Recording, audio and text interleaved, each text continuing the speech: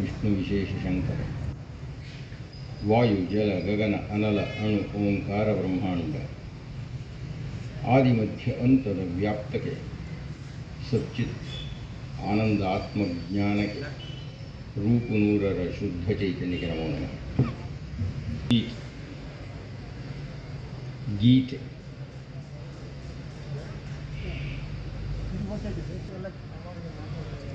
ಭಗವಂತನ ಹಾಡು, ಭಗವಂತನ ಮಾತು, ಭಗವಂತನ ಮಾರ್ಗದರ್ಶನ, ಭಗವಂತನ ಬೆಳಕು. ಭಗವಂತ ಬದುಕುವುದು ಹೇಗೆ, ಆ ಬದುಕಿನಲ್ಲಿ ಸುಮನಸ್ಕರಾಗಿ ಸುಸ್ಥಿರರಾಗಿ ಸುಶಾಂತಿಯಿಂದ ಇರಲಿಕ್ಕೆ ಮಾಡಬೇಕಾದ್ದೇನು,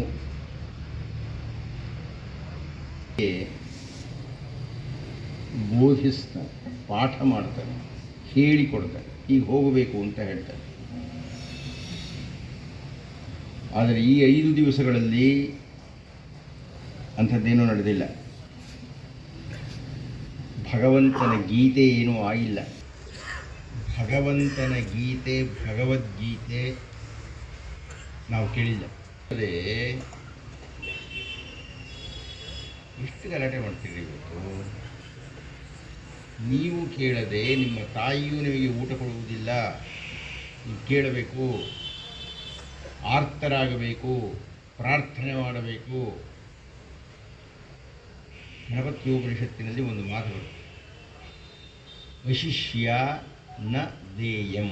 ದೇಯಂ ಅಂದರೆ ಕೊಡೋದು, ನ ದೇಯಂ ಕೊಡುಕೊಡೋದು. ಯಾರು ಶಿಷ್ಯರಾಗುವುದಿಲ್ಲವೋ ಅವರಿಗೆ ಗುರು ಏನು ಹೇಳಿಕೊಡ್ಕೊಡುವುದು ಅಂತ. ನೀವು ನಿಮ್ಮ ಶಿಷ್ಯತ್ವವನ್ನು ರುಜುವಾತು ಮಾಡದೆ ಯಾವುದೇ ಗುರು ಏನೂ ಉಪದೇಶವನ್ನು ಮಾಡೋದಿಲ್ಲ. ಇದಕ್ಕಿದೆ ಕೃಷ್ಣ ಮಾತಾಡೋಕ್ಕೆ ಸಾಧ್ಯ ಇಲ್ಲ. ನಾನು ಬಂದಿಲ್ಲಿ ಕೂತ್ಕೊಂಡ್ರು ನೀವು ಮಾತಾಡಿ ಅನ್ನೋದಕ್ಕೆ ನಾನು ಮಾತಾಡೋಕ್ಕಾಗಲ್ಲ. ಅದೊಂದು ನಿಯಮ, ಅದೊಂದು ಪ್ರಕೃತಿ, ಅದೊಂದು ಸಿದ್ಧಾಂತ, ಅದೊಂದು ರೀತಿ, ಅದೊಂದು ನೀತಿ, ಅದೊಂದು ಶಾಸ್ತ್ರ. ಹೀಗಾಗಿ ಅರ್ಜುನ ಕೇಳದೆ ಕೃಷ್ಣ ಮಾತಾಡೋಕ್ಕೆ ಸಾಧ್ಯ ಇಲ್ಲ.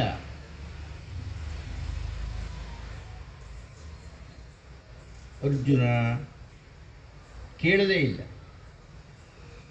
ನೀವು ಗಮನಿಸಿದಿರಿ ನೆನ್ನೆ.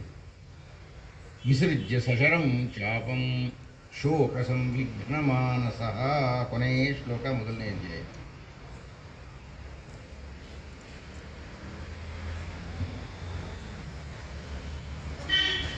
ಶಕ್ನೋಂ ವ್ಯವಸ್ಥಾತು ಭ್ರಮತೀವ ಚ ಮೇ ಮನಃ. ಒದ್ದಾಡ್ದ, ಕಿಚ್ಚಾಡ್ದ, ಗೋಳಾಡ್ದ. ಸಶರಂ ಚಾಪಂ. ಶರ ಅಂದರೆ ಬಾಣ, ಚಾಪ ಅಂದರೆ ಬಿಲ್ಲು. ಬಿಲ್ಲು ಬಾಣಗಳನ್ನು ಕೆಳಕ್ಕೆ ಹಾಕ್ಬಿಟ್ಟ, ಕೆಳಕ್ಕೆ ಹಾಕಿ ಕೂತ್ಕೊಂಡ್ಬಿಟ್ಟು. ವಿಸೃಜ್ಯ ಬಿಟ್ಟ. ಶೋಕ ಸಂವಿಘ್ನ ಮಾನಸಃ. ಶೋಕದಿಂದ ಕೂಡಿದವನಾಗಿ ಅರ್ಜುನ ಕುಳಿತುಕೊಂಡ. ಅವನು ಕೃಷ್ಣನನ್ನು ಏನೂ ಕೇಳಲಿಲ್ಲ. ತಪ್ಪುಗಳನ್ನು ಮಾಡಿದ. ಒಂದು ಕೇಳಲಿಲ್ಲ ಏನು ಮಾಡಬೇಕು ಅಂತ. ಎರಡನೆಯದು ತನ್ನ ತೀರ್ಪನ್ನು ಕೊಟ್ಟ. ನಾನು ಯುದ್ಧ ಮಾಡಲ್ಲ ಅಂತ ಹೇಳಿದ್ದಾಗಲಿ ಅವನು ಮಾಡಬಹುದಾಗಿದ್ದದ್ದು ಏನು. ಕೃಷ್ಣ ಹೊಸಬ ಅಲ್ಲ, ಅವನು ಪ್ರಾರ್ಥನೆ ಮಾಡಿದ್ದಾನೆ ಕೃಷ್ಣನನ್ನು. ದುರ್ಯೋಧನ ಹಾಗೂ ಅರ್ಜುನ ಇಬ್ಬರು ಕೃಷ್ಣನ ಹತ್ತಿರಕ್ಕೆ ಹೋದಾಗ ಕೃಷ್ಣ ಬಹಳ ಸ್ಪಷ್ಟವಾಗಿ ಹೇಳಿದ್ದ ಆವತ್ತಿನ ದಿವಸ, ಕಾದುವವರಾವಲ್ಲ ಬಲನುಡು ಯಾದವರು ಕೃತವರ್ಮನಾರಾಯಣ ಮಹಾಸೇನೆ ಎರಡಾದುದಿದರೊಳು. ನೋಡಯ್ಯ, ನಾನೊಂದು ಕಡೆಗೆ ಇರ್ತೀನಿ, ನಾನು ಯುದ್ಧ ಮಾಡಲ್ಲ. ಬಲರಾಮ, ಕೃತವರ್ಮ, ಯಾದವರ ಸೈನ್ಯ, ನಾರಾಯಣ ಸೈನ್ಯ ಎಲ್ಲ ಒಂದು ಕಡೆ ಇದೆ. ದೇವನೆಂದೇ ನೀವು ಬಗೆವಿರಿ, ದೇವತನ ಹೇಳಷ್ಟು ಇಲ್ಲ. ನಾವು ಬಲ್ಲೆವು. ನೀವು ಸುಮ್ಮನೆ ದೇವರು ದೇವರು ಅಂತ ಕರ್ಕೊಳ್ತಾ ಇದ್ದೀರಿ. ನನ್ನ ದೇವ್ರಿಗಿವ್ರೆ ಅಂಥದ್ದು ಇಲ್ಲ. ಉಂಡುಂಡಾವು ಕೂಡುವವರಲ್ಲ. ಯುದ್ಧಭೂಮಿಗೆ ಬಂದುಬಿಟ್ಟು ಸುಮ್ಮನೆ ಊಟ ಮಾಡ್ಕೊಂಡು ಕೂತ್ಕೊಳ್ಳೋಕ್ಕಾಗಲ್ಲ. ನಮ್ಮಿಂದ ಏನಾದರೂ ಕೆಲಸ ಆಗಬೇಕು.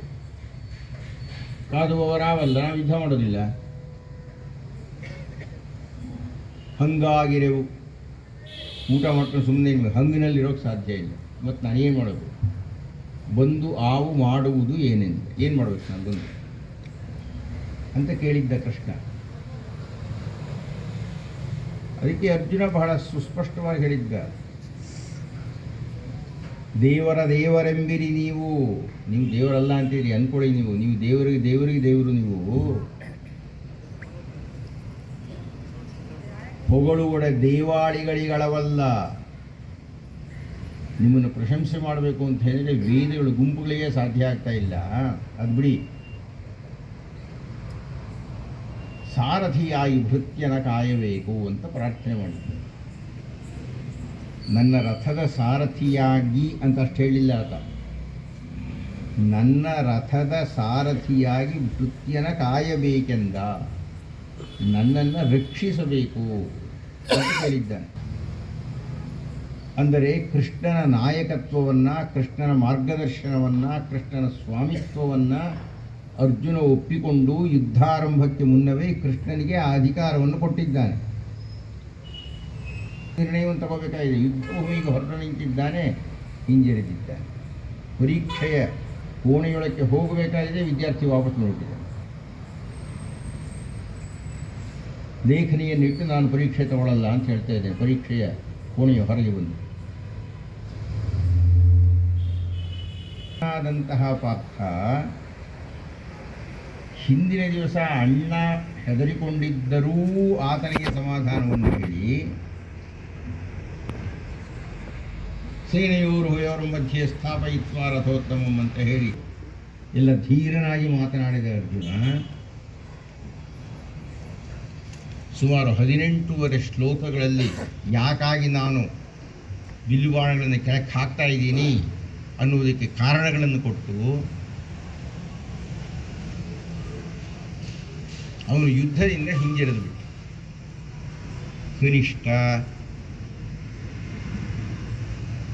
ಕನಿಷ್ಠ ಕೃಷ್ಣನನ್ನು ಒಂದು ಮಾತು ಕೇಳಬೇಕಾಗಿತ್ತು.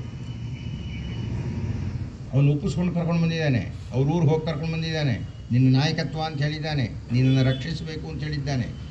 ಏನಪ್ಪ, ನನಗೆ ಇಷ್ಟೆಲ್ಲ ಸಮಸ್ಯೆ ಆಗಿದೆ, ನನಗೆ ಆತಂಕವಾಗಿದೆ, ನನಗೆ ದುಃಖವಾಗಿದೆ, ಶೋಕ ಸಂವಿಘ್ನ ಮಾನಸ ಅಳುವಂತೆ ಆಗಿಬಿಟ್ಟಿದೆ, ನನಗೆ ಯುದ್ಧ ಮಾಡೋದಕ್ಕೆ ಆಗ್ತಾ ಇಲ್ಲ, ಏನು ಹೇಳ್ತೀಯ? ನಿನ್ನ ಸಲಹೆ ಏನು? ಅದು ಬಹಳ ಅತ್ಯಂತ ಪುಟಾಣಿಯಾಗಿ ನಿರೀಕ್ಷಣೆ ಮಾಡತಕ್ಕಂಥದ್ದು. ಏನು ಮಾಡದೆ ಏಕಮುಖವಾಗಿ ಅರ್ಜುನ ನಿರ್ಣಯವನ್ನು ತಗೊಂಡು ಶಸ್ತ್ರಾಸ್ತ್ರಗಳನ್ನು ಹಾಕಿ ಅಲ್ಲಿಗೆ 1ನೇ ಅಧ್ಯಾಯ ಮುಕ್ತಾಯ ಆಯಿತು. ಅಂದರೆ 1ನೇ ಅಧ್ಯಾಯ ಸಂಪೂರ್ಣವಾಗದೆ ಅಪೂರ್ಣವಾಗಿ ಕೇವಲ ವಿಷಾದದ ಪ್ರಕಟಣೆಯಲ್ಲಿ ನಿಂತೋಯ್ತೆ ವಿನಃ ಯಾವುದೋ ಒಂದು ಸ್ವರೂಪವನ್ನೋ, ಒಂದು ರೀತಿಯನ್ನೋ, ಒಂದು ಮಾರ್ಗವನ್ನು ತಗೊಳ್ಳಿಲ್ಲ. ಭಗವದ್ಗೀತೆ ಶುರುವಾಗಲಿದೆ. ಇದೀಗ ಕೃಷ್ಣ ಮಾತನಾಡಲಿದ್ದಾನೆ.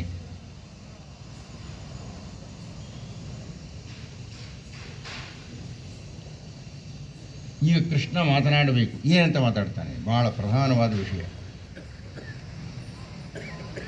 ವಿವೇಕಾನಂದರು ಹೇಳ್ತಾರೆ, ನೀವು ಭಗವದ್ಗೀತೆಯ ಯಾವ ಶ್ಲೋಕವನ್ನು ಗುರು ಹಚ್ತೀರೋ ಇಲ್ಲವೋ, ಗಟ್ಟು ಮಾಡ್ತೀರೋ ಇಲ್ಲವೋ, ಯಾವುದನ್ನು ಎಷ್ಟು ಅರ್ಥ ಮಾಡ್ಕೊಳ್ತೀರೋ ಇಲ್ಲವೋ, ಆದರೆ 2ನೇ ಅಧ್ಯಾಯದ ಸಾಂಖ್ಯಯೋಗದ ಮೊದಲ 2 ಶ್ಲೋಕಗಳನ್ನು ನೀವು ಅರ್ಥ ಮಾಡಿಕೊಳ್ಳಿ. ತೀವ್ರತೆಯಲ್ಲಿ ಅರ್ಥ ಮಾಡಿಕೊಂಡರೆ ಭಗವದ್ಗೀತೆಯ ಸಾರವನ್ನು ಅರ್ಥ ಮಾಡಿಕೊಂಡಂತೆ ಅಂತ ವಿವೇಕಾನಂದರು ಹೇಳ್ತಾರೆ. ಕುತಸ್ತ್ವಾ ಕಶ್ಮಲಮಿದಂ ವಿಷಮೇ ಸಮುಪಸ್ಥಿತಂ ಅನಾರ್ಯಜುಷ್ಟಂ ಅಸ್ವರ್ಗ್ಯಂ ಅಕೀರ್ತಿಕರಮರ್ಜುನ ಕ್ಲೈಬ್ಯಂ ಮಾಸ್ಮಗಮಃ ಪಾರ್ಥ ನೈತತ್ವಯುಪಪದ್ಯತೆ ಕ್ಷುದ್ರಂ ಹೃದಯ ದೌರ್ಬಲ್ಯಂ ತ್ಯಕ್ತ್ವ ಉತ್ತಿಷ್ಠ ಪರಂತಪ.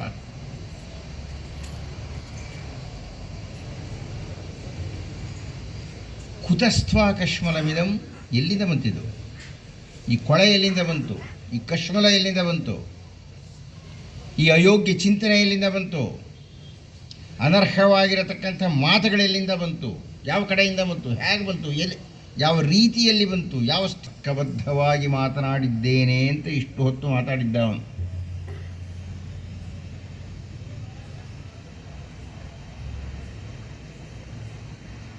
ಆಚಾರ್ಯಾ ಪಿತರಃ ಪುತ್ರಾಃ ತಥೈವ ಚ ಪಿತಾಮಹಾಃ ಶಾಲ್ಯಾಕ್ ಸಂಬಂಧಿನಸ್ತಥಾ ಏತಾನ್ನ ಹಂತುಮಿಚ್ಛಾಮಿ ಘನತೋಪಿ ಮಧುಸೂದನ. ಅಯ್ಯ, ಏನಯ್ಯ ಮಾಡೋದು? ದ್ರೋಣಾಚಾರ್ಯ ಇದ್ದಾರೆ, ಭೀಷ್ಮಾಚಾರ್ಯ ಇದ್ದಾರೆ, ದುರ್ಯೋಧನ ಇದ್ದಾನೆ, ದುಶ್ಯಾಸನ ಇದ್ದಾನೆ, ಸೈಂಧವ ಇದ್ದಾನೆ, ಭಾವಂದರು, ಅಣ್ಣಂದರು, ಮಕ್ಕಳು ಎಲ್ಲರೂ ಇದ್ದಾರೆ, ಚಿಕ್ಕಪ್ಪಂದರಿದ್ದಾರೆ, ತಾತ ಇದ್ದಾರೆ, ಪಾಠ ಹೇಳ್ಕೊಟ್ಟಿರ್ತಕ್ಕಂಥ ವೇಸ್ಟ್ ಇದ್ದಾರೆ, ಭೀಷ್ಮಾಚಾರ್ಯರು ಬೇರೆ ಇದ್ದಾರೆ, ಯಾರ ತೊಡೆಯ ಮೇಲೆ ನಾನು ಬೆಳೆದ್ನೋ ಅವರಿದ್ದಾರೆ. ಅವ್ರನ್ನೆಲ್ಲ ಸಾಯಿಸಬೇಕು ಅಂತ ಹೇಳ್ತಾ ಇದೀಯ ನೀನು? ನನ್ನ ಕೈಲಾಗ್ತಾ ಇಲ್ಲ.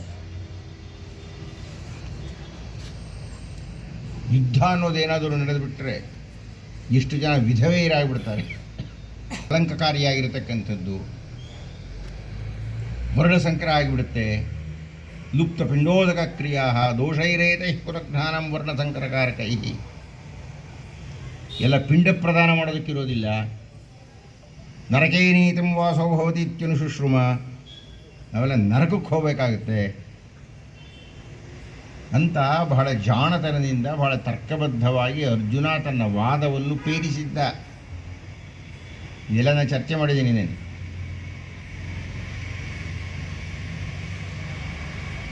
ಈ ಎಲ್ಲ ಕಾರಣಗಳಿಂದ ನಾನು ಯುದ್ಧವನ್ನು ಮಾಡುತ್ತಿಲ್ಲ, ಯುದ್ಧವನ್ನು ಮಾಡುವುದಿಲ್ಲ. ನಾವು ಜೀವನದಲ್ಲಿ ನಮಗೆ ಸಿಕ್ಕಂತಹ ಕರ್ತವ್ಯವನ್ನು ಮಾಡದೇ ಇರಲಿಕ್ಕೆ 100 ಕಾರಣಗಳನ್ನು ಕೊಡ್ತೀವಿ.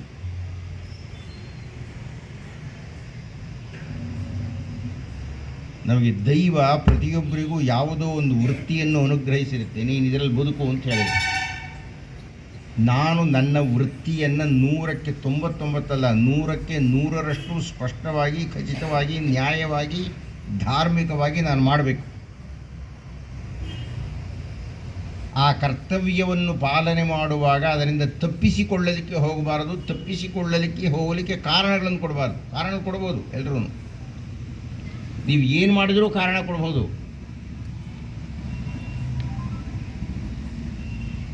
ಅರ್ಜುನ ಕಾರಣಗಳನ್ನು ಕೊಟ್ಟು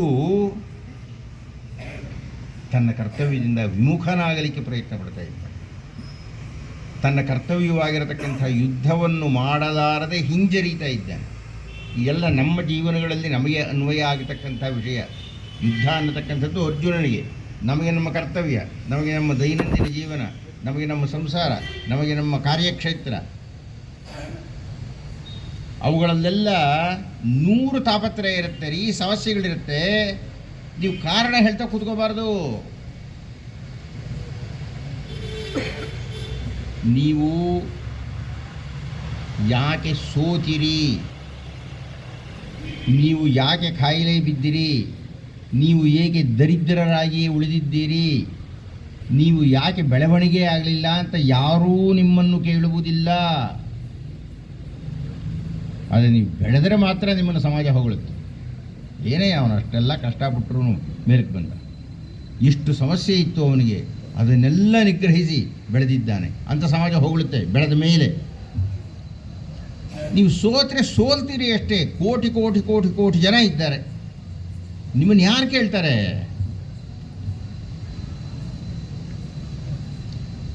ಅಂದರೆ ಕೋಟಿ ಕೋಟಿ ಕೋಟಿ ಮಂದಿಯ ಮಧ್ಯದಲ್ಲಿ ನಾವೊಂದು ತೃಣ. ನಾವು ತೃಣವಲ್ಲ, ನಾನೊಂದು ಸಸಿಯಾಗಿ ಮರವಾಗಿ ಬೆಳೆಯಬಲ್ಲೆ ಅಂತ ಬೆಳೆದು ತೋರಿಸಬೇಕು. ಬೀಜವೊಂದು ನೆಲದ ಒಳಗೆ ಬಿದ್ದರೆ ಅದು ಬೆಳೆಯೋಕೆ ಎಷ್ಟು ಅಡ್ಡಿ ಇರುತ್ತೆ ನಿಮ್ಮ ನೆಲ, ಅದನ್ನು ಭೇದಿಸಿಕೊಂಡು ಬರುತ್ತೆ. ಇದು ಕೃಷ್ಣನ ಉದಾಹರಣೆಯನ್ನು ಅದಕ್ಕೆ ನಾನು ನಿಮಗೆ ಕೊಟ್ಟಿದ್ದು. ಮೊನ್ನೆ ಕೃಷ್ಣನ ಬಗ್ಗೆ ಮಾತಾಡ್ತಾ ಇದ್ದೆ. ಕೃಷ್ಣ ಹುಟ್ಟಿದ್ದು ಸೆರೆಮನೆಯಲ್ಲಿ, ಬೆಳೆದಿದ್ದು ನಂದಗೋಕುಲದಲ್ಲಿ. ಪ್ರತಿ ಕ್ಷಣದಲ್ಲಿಯೂ ಕೃಷ್ಣನನ್ನು ಸಾಯಿಸಬೇಕು ಸಾಯಿಸಬೇಕು ಸಾಯಿಸಬೇಕು ಅಂತ ಕಂಸನ ವ್ಯೂಹ. ಅದನ್ನೆಲ್ಲ ನಿವಾರಣೆ ಮಾಡಿಕೊಂಡು ಬೆಳೆದು ಭಗವದ್ಗೀತೆಯನ್ನು ಬೋಧಿಸಿ ಪ್ರಪಂಚಕ್ಕೆ ಉಪಾಧ್ಯಾಯ ಆಗುತ್ತೆ. ಆದ್ದರಿಂದ ಕೃಷ್ಣನನ್ನು ಹಾಗೆ ನೋಡ್ತಾರೆ. ಓ ಕೃಷ್ಣ. ನಮಗೆಲ್ಲರಿಗೂ ಸಮಸ್ಯೆ ಇರುತ್ತೆ, ಏನೋ ಒಂದು ಸಮಸ್ಯೆ ಎಲ್ರಿಗೂ ಇರುತ್ತೆ. ನಾವು ನಮ್ಮ ಸಮಸ್ಯೆಗಳನ್ನು ಭೇದಿಸಿ ಬರಬೇಕು. ನಮ್ದು ಯಾವುದೋ ಒಂದು ಗುರಿ ಇರುತ್ತೆ, ಆ ಗುರಿಯನ್ನು ತಲುಪಬೇಕಾಗಿದ್ದರೆ 100 ಅಡ್ಡಿಗಳಿರುತ್ತೆ. ಅದನ್ನು ಹಾದುಕೊಂಡು ಹೋಗಬೇಕು, ಅದನ್ನು ಹೊಡ್ಕೊಂಡು ಹೋಗಬೇಕು, ಗುರಿಯನ್ನು ಸಾಧಿಸಬೇಕು. ಗುರಿಯನ್ನು ಸಾಧಿಸ್ತೇ ಹೋದ್ರೆ ಬಿದ್ದೋಗ್ತೀರಿ. 1000 ಜನ ಬೀಳ್ತಾರೆ, ನೀವು ಬೀಳ್ತೀರಿ, ಅಷ್ಟೇ.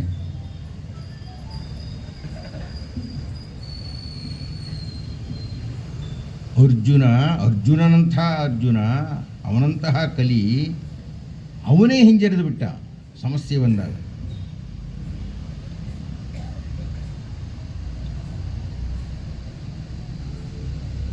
ಅರ್ಜುನ ಕಾರಣಗಳನ್ನು ಕೊಟ್ಟು ಹಿಂಜರಿಯುತ್ತೇನೆ, ನನಗೆ ಸಹಾಯ ಮಾಡಯ್ಯ ಅಂತಲೂ ಕೇಳದೆ ಹಿಂಜರಿದು ಶಸ್ತ್ರಾಸ್ತ್ರಗಳನ್ನು ವಿಸರ್ಜನೆ ಮಾಡಿ ಕೂತ್ಕೊಂಡ್ಬಿಟ್ಟು.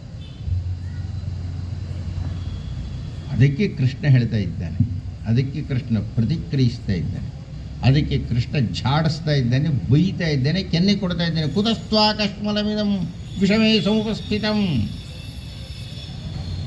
ಎಲ್ಲಿಂದ ಬಂತು ಈ ಕಶ್ಮಲ ನಿಂಗೆ? ಯಾಕೆ ಹೀಗೆ ಯೋಚನೆ ಮಾಡ್ತಾ ಇದ್ದೀಯಾ? ಪ್ರತಿಯೊಬ್ಬರ ಹೃದಯದಲ್ಲಿಯೂ ದೌರ್ಬಲ್ಯ ಅನ್ನತಕ್ಕಂಥದ್ದು ಅಡಗಿರುತ್ತದೆ, ಪ್ರತಿಕೃತಿ. ಹಾಗೆ ಬಂದಾಗ ನಾವು ಅದನ್ನು ದಮನ ಮಾಡಬೇಕು. ನನ್ನ ಕೈಲಿ ಆಗಲ್ಲ ಅಂದರೆ ಆಗತ್ತೆ ಅಂತ ಪ್ರಯತ್ನ ಪಡಬೇಕು. ಅಯ್ಯೋ ನನಗೆಲ್ಲಾಗುತ್ತೆ ಅಂತ ಮನಸ್ಸು ಯೋಚನೆ ಮಾಡುತ್ತೆ. ಆದರೆ ಮನಸ್ಸನ್ನು ನಿಗ್ರಹಿಸಬಲ್ಲಂತಹ ಬುದ್ಧಿ ಆ ಮನಸ್ಸಿನ ಆಗಲ್ಲ ಅನ್ನುವುದನ್ನು ಅದುಮಿ ಹಿಡಿದು ಆಗತ್ತೆ ಅಂತ ಪ್ರಯತ್ನ ಪಡಬೇಕು. ಇಲ್ಲೇ ಆಗೋದೇ ಇಲ್ಲ.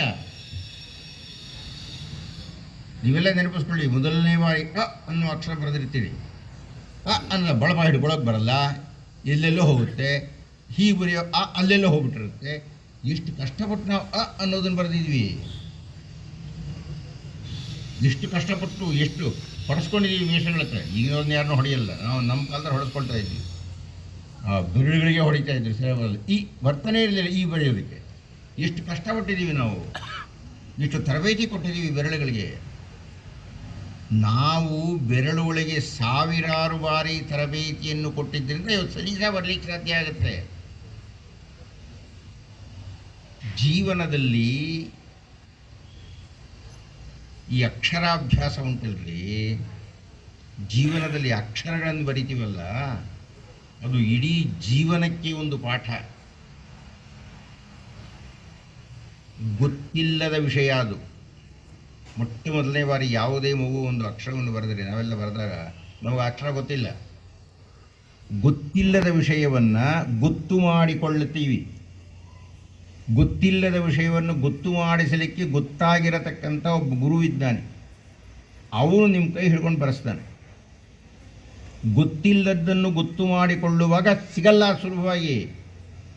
ಆಗ ಈ ಬೆರಳುಗಳಿಗೆ ತರಬೇತು ಕೊಡುತ್ತೇವೆ. ನೀವು ಎಷ್ಟು ಚೆನ್ನಾಗಿ ತರಬೇತು ಕೊಟ್ಟರೆ ಅಷ್ಟು ಸುಂದರವಾಗಿ ಅಕ್ಷರದ್ದು ಉಂಡಾಗುತ್ತೆ. ನಾವು ಸರಿಯಾಗಿ ತರಬೇತಿ ಕೊಡೋದಿದ್ರೆ ವಕ್ರಾಕ್ಷರ ಆಗಿಬಿಡುತ್ತೆ. ನಮ್ಮ ಅಕ್ಷರಗಳೆಲ್ಲ ಹಾಗೆ ಆಗುತ್ತೆ. ಆಮೇಲೆ 1000 ಪುಟ ಬರೆದ್ರೂ ವಕ್ರಾಕ್ಷರವೇ ಆಗಿರುತ್ತೆ. ಯಾರ ಬೆರಳುಗಳಿಗೆ ಸರಿಯಾದ ತರಬೇತಿ ಸಿಕ್ಕು, ಯಾರಿಗೆ ಶಿಕ್ಷಣ ದೊರಕಿರುತ್ತೋ ಅವರು ಸುಂದರವಾಗಿ ಬರೆಯೋದು ಕಲ್ತ್ಕೊಳ್ತಾರೆ. ಪ್ರಾರಂಭದ 1 ವರ್ಷ ಅದು, ಉಳಿದ 90 ವರ್ಷದ ತನಕ ನಿಮ್ಗೆ ಅದೇ ಆಸ್ತಿ. ಅಂದರೆ 2 ವಿಷಯ ನೀವು ದಾಖಲು ಮಾಡ್ಕೋಬೇಕು. ನಾವು ಹುಡುಗರಾಗಿ ಅಕ್ಷರಗಳನ್ನು ಕಲಿಯತಕ್ಕಂಥದ್ದು ಅಂದರೆ, ಒಂದು ಗೊತ್ತಿಲ್ಲದ್ದನ್ನು ಗೊತ್ತು ಮಾಡಿಕೊಳ್ಳುವುದು, 2 ಬೆರಳುಗಳಿಗೆ ತರಬೇತಿಯನ್ನು ಕೊಡುವುದು. ಇದೇ ಇಡೀ ಜೀವನದಲ್ಲಿ ನಾವು ಮಾಡೋದು. ಇಡೀ ಜೀವನದಲ್ಲಿ ನಾವು ಮಾಡತಕ್ಕಂಥದ್ದು ಪ್ರತಿ ದಿವಸವೂ ಹೊಸದಾಗಿ ಗೊತ್ತಿಲ್ಲದ ವಿಷಯಗಳನ್ನು ಕಲಿತಾ ಹೋಗ್ತೀವಿ. ಕಲಿಯುವ ಸಂದರ್ಭದಲ್ಲಿ ತರಬೇತಿ ಕೊಡ್ತಾ ಹೋಗ್ತೀವಿ. ನೀರು ಕುಡಿಯೋದು, ಊಟ ಮಾಡೋದು, ಎದ್ದೇಳೋದು, ಕೂತ್ಕೊಳ್ಳೋದು, ಓಡೋದು, ಇದು ಪ್ರತಿಯೊಂದು ತರಬೇತಿಯನ್ನು ಕೊಡುತ್ತೇವೆ. ಮೊದಲನೇ ದಿವಸ ಮಗು ಊಟ ಮಾಡೋದ್ರೆ ಚೆಲ್ಕೊಳ್ಳುತ್ತೆ. ಅಪ್ಪ ಅಮ್ಮ ಹೇಳ್ಕೊಡ್ತಾರೆ ಊಟ ಮಾಡೋದು ಹೇಗೆ ಅಂತಂತ. ಬಾಯಿನಲ್ಲಿ ಇಟ್ಟು ತೋರಿಸ್ತಾರೆ, ಅಗಿದು ತೋರಿಸ್ತಾರೆ, ಅಗಿಸಿ ತೋರಿಸ್ತಾರೆ, ಉಗಿಯುತ್ತೆ ಮಗು, ಎಲ್ಲ ಹೇಳ್ಕೊಡ್ತಾರೆ. ಅಂದರೆ ತರಬೇತಿ ಕೊಡುತ್ತಾರೆ. ದೊಡ್ಡದಾಗಿ ಯಾವುದೋ ಒಂದು ಕಾರ್ಖಾನೆಯಲ್ಲಿ ನೀವು ಕೆಲಸ ಮಾಡ್ತಿದ್ದೀರಿ ಅಂದರೆ ತರಬೇತಿಯನ್ನು ಕೊಡುತ್ತಾರೆ. ಪಾಠ ಮಾಡ್ತಾ ಇದ್ದೀರಿ ಅಂದರೆ ತರಬೇತಿಯನ್ನು ಕೊಡುತ್ತಾರೆ. ಸಂಗೀತ ಹೇಳ್ತಾ ಇದ್ದೀನಿ ತರಬೇತಿಯನ್ನು ಕೊಡುತ್ತಾರೆ. ತರಬೇತು ಬಹಳ ಪ್ರಧಾನವಾದದ್ದು. ಸುಮ್ಮನೆ ಯಾರ್ಯಾರು ಏನೇನೋ ಕೆಲಸ ಮಾಡೋಕ್ಕೆ ಸಾಧ್ಯ ಇಲ್ಲ.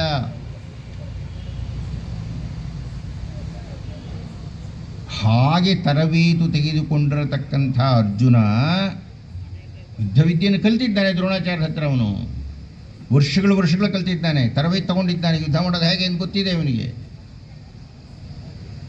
ಅದೆಲ್ಲ ತಿಳಿದಿರತಕ್ಕಂಥ ಅರ್ಜುನ ಈಗ ಹಿಂಜರಿದಿದ್ದಾನೆ.